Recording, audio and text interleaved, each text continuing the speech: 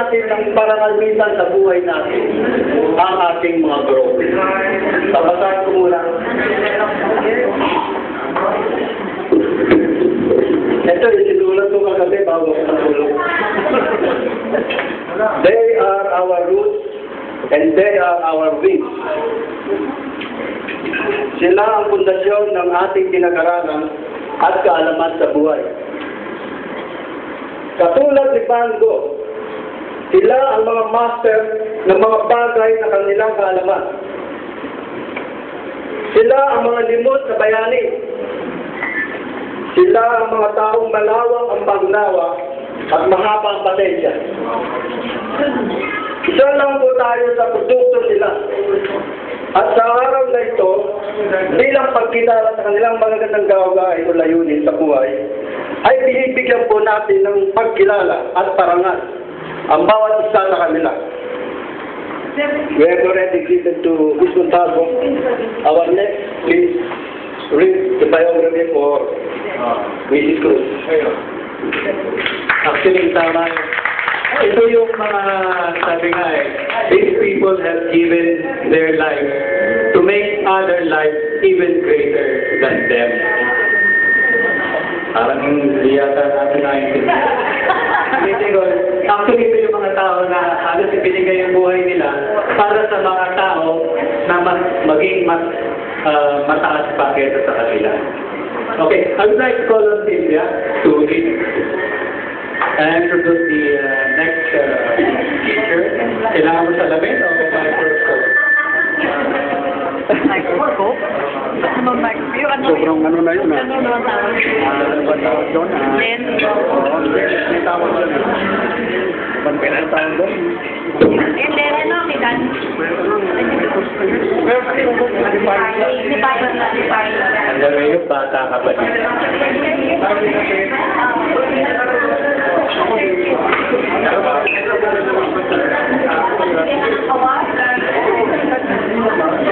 When I left university, the high school very open doors 40 years ago in Santa Ana, Manila. She was among the pioneering bunch of teachers, being a varsity player in various sports during her high school and college years at the main Arellano University campus. She was assigned by the principal, Mrs. Natividad Aguilar, to teach and share her sporting talent and skills to the students who were then just a few years younger than her. This woman is a true blue product of Arellano University. While she finished her elementary studies in Bangi, Lomos Norte, from high school onward, she was schooled the Arellano way. She studied at Juan Tumulong High School at the main Arellano campus in Ligarda, finished her education course at Arellano University, and took up her master's in the same institution. From being a teaching instructor, she was then tasked to teach history, which was her major. In all her 45 years of teaching, she handled various history subjects like Philippine history, world history, and Asian history. In addition to her teaching roles, she was also assigned as assistant guidance counselor for several years. Among her thousands of student staff, Brigadier General Ed Clark Elona, who is currently the president of FC Calderon High School, Arellano University Alumni Association. Professor Danilo Ignacio, Electrical Engineering Board staff notcher and president of one of the Corporation of Luciatan, and several multi-millionaire professionals and achievers in various fields. Talking to her, you would clearly notice the obvious joy and pride that she has in having spent her education and practiced her profession for most of her life at Arellano University. No doubting her loyalty. Ladies and gentlemen, it is my pride and pleasure to welcome one of our well-loved teacher of FC Calderon High School, Mrs. Lumen Garcia Cruz.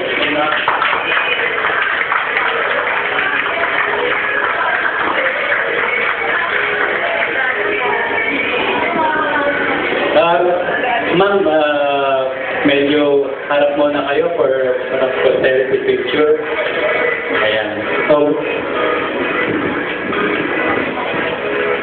okay, a few words. Marami ako.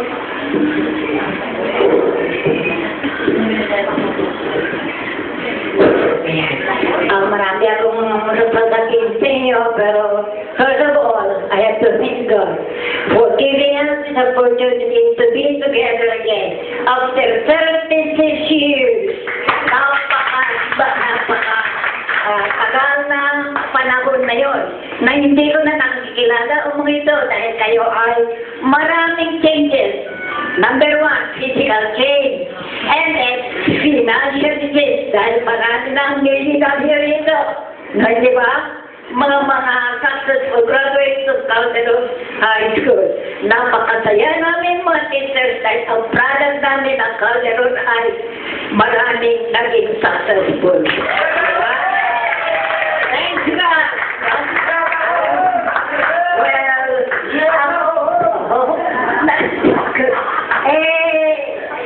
Ang buhay ko ngayon, I'm waiting for my flight to heaven. Yan, dahil nasa departure area kasi. Sabi nga yan, departure area. So I have to wait for my flight to heaven. Dahil na yun, at present, ang ginagawa ko ngayon, I have to spend the rest of my life in serving God. Ako ay, ang hawak ko ngayon ay mga senior citizen din, kagaya ko, na nagpapaliwanag kung paano lalapit sa Diyos. Yan ang gawa ko ngayon. Yun ang pinatawag ko na Bible bukloran. Yan ang medyo nakakaintindi na ako ng konti lang. Ay ito ay pinapaliwanag ko sa mga senior citizen kung paano lalapit sa Panginoon at paano tayo may ililigtas at paano mga tao kaya natin paano maging kaibigan lahat ng tao. Dahil tayo, mahal tayo ang Diyos. Huwag natin tayong mamatayin ang mga tao. Kaibigan natin lahat ang mga tao. Mahal tayo. Thank you.